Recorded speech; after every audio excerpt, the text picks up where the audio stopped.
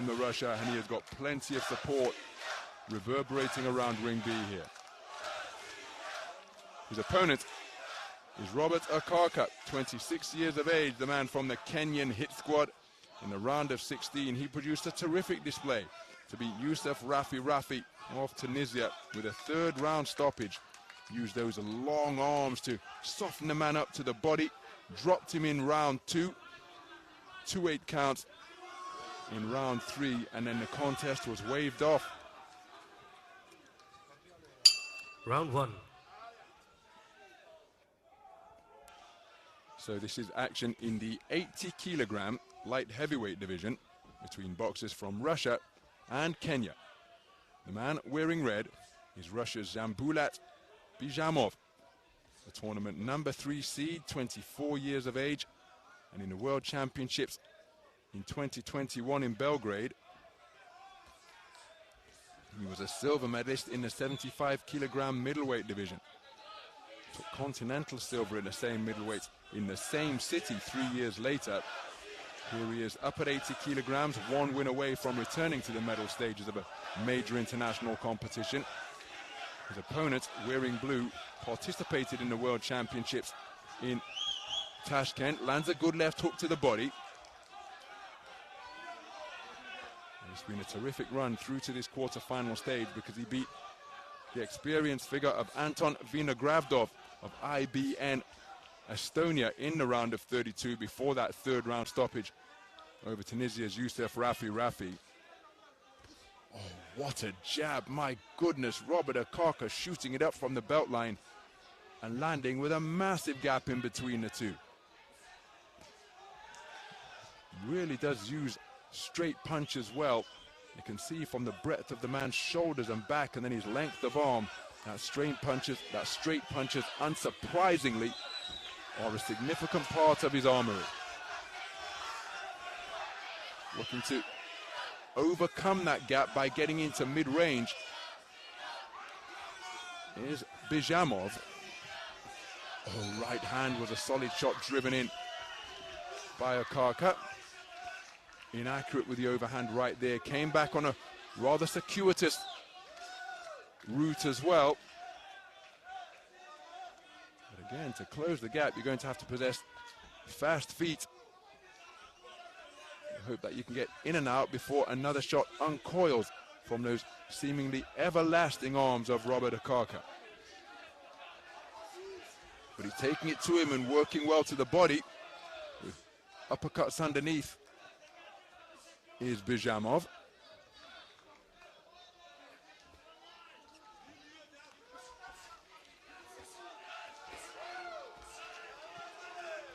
Good combination punching to pile up the points from Bizhamov.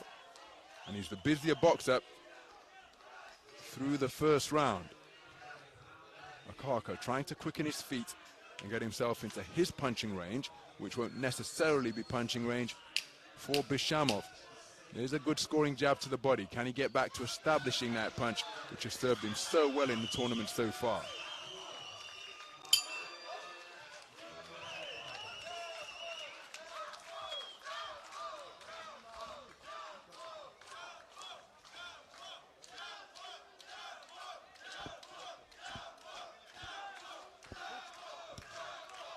Well, some of the action from the opening round.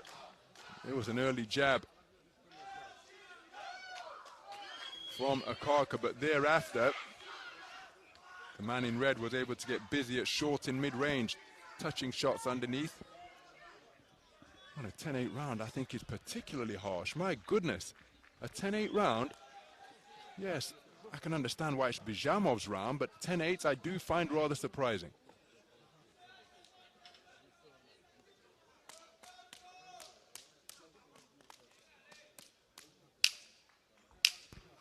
Seconds out.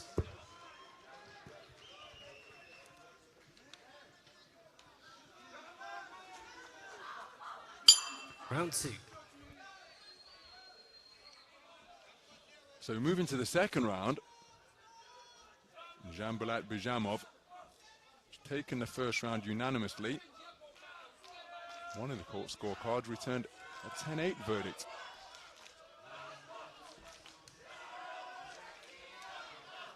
which isn't what I saw over the course of the first 3 minutes, but again, that's completely irrelevant to the way this contest will be scored. And it's Dzhambulat growing in confidence now, bringing his backhand into play, just making Okaka become a little bit disorganized. He's looking to get back to the left, right, to the body.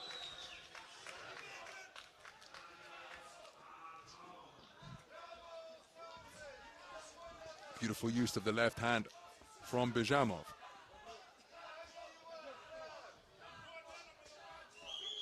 Nice right hand landed by Okaka downstairs.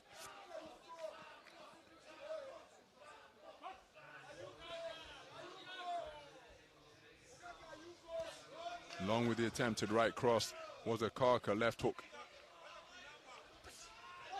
Out of the southpaw stance from the man in red was altogether closer. Oh, beautiful double left hand, and the second left hook spun Okaka around a little bit.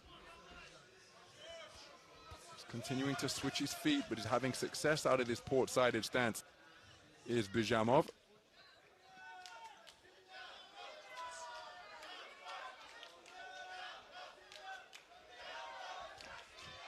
Right cross attempted to the body.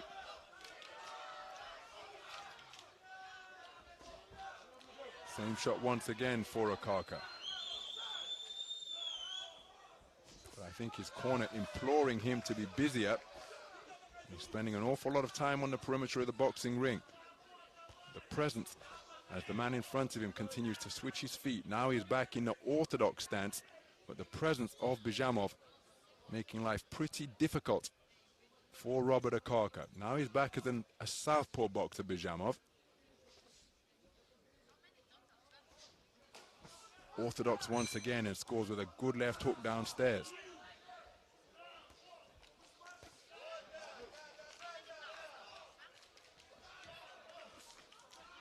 So Okaka, when you've got a jab such as his, surely it needs to be busier than what it has been through this contest and through this round in particular.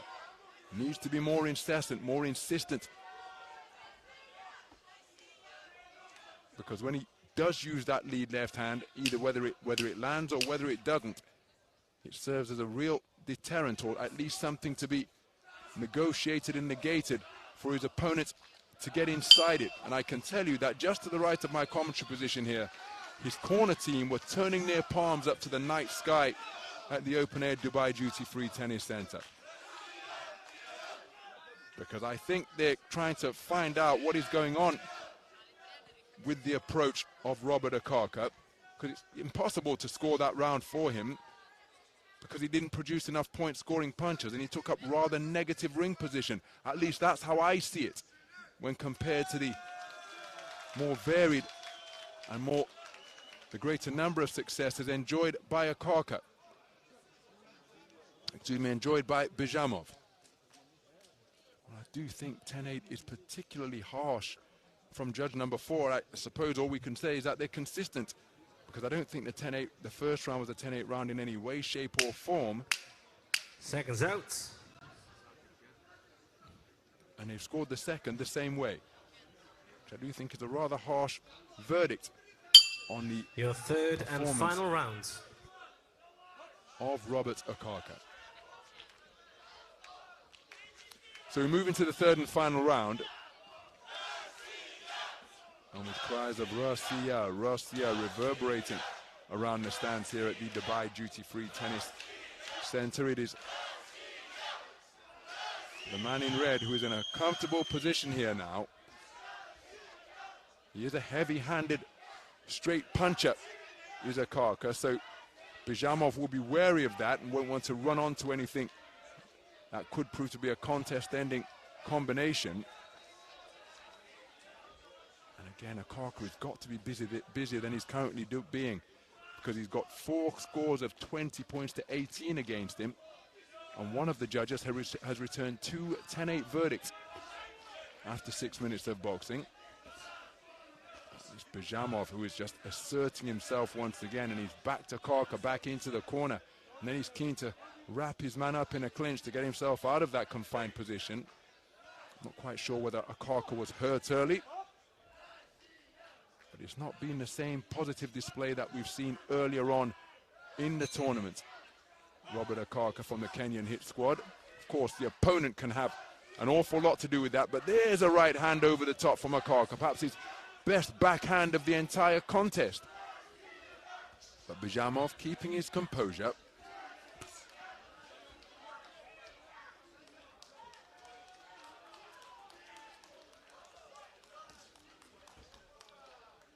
Switch hitting has proved to be a successful and effective tactic. And again, Okaka saying sorry because a shot went low. That's what the referee's there for. I know this isn't professional boxing here on the 3-round stage, but the late, great Ricky Hatton used to say, well, if a shot goes low, it's not a tickling contest, is it? And I'm not suggesting that that was intentional, but let the referee sort that out.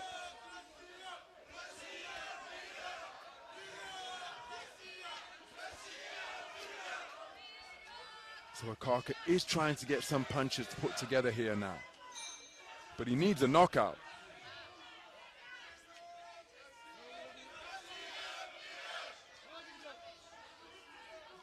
Two experienced boxers from the World Championship stage. Then the man in red has already been through to the final of major competitions, of global competitions, but that was down at 75 kilograms. That's a clever counter right uppercut attempted by Bizhamov. Couldn't quite find a range, continuing to switch between orthodox and southpaw. Well, even after the 10-second clapper, Okaka not letting his hands go. And that is it. The man in red will be going through to the semi-finals.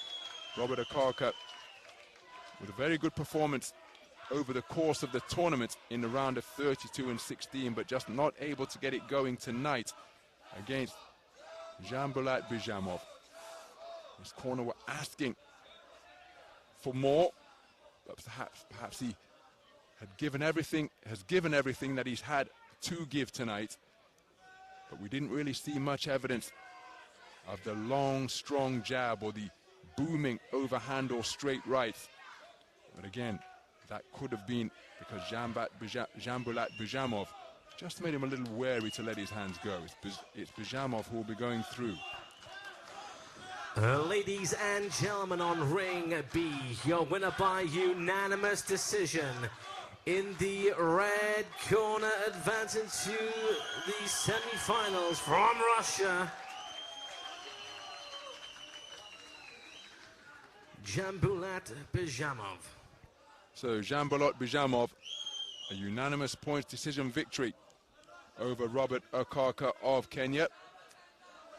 But a good performance during his stay in the tournament, winning his contest at the round of 32 and the round of 16. Robert Okaka, he's eliminated at the quarterfinal stage, but he has enriched himself and his federation and his coach to the tune of $10,000 US to be split between them. 50% for the boxer, 25% for the coach, and 25% for the federation. Very good tournament for Robert Okaka, and it's Bizhamov who goes through to the final four yet again on the global stage. Wonderful to see that respect between the two.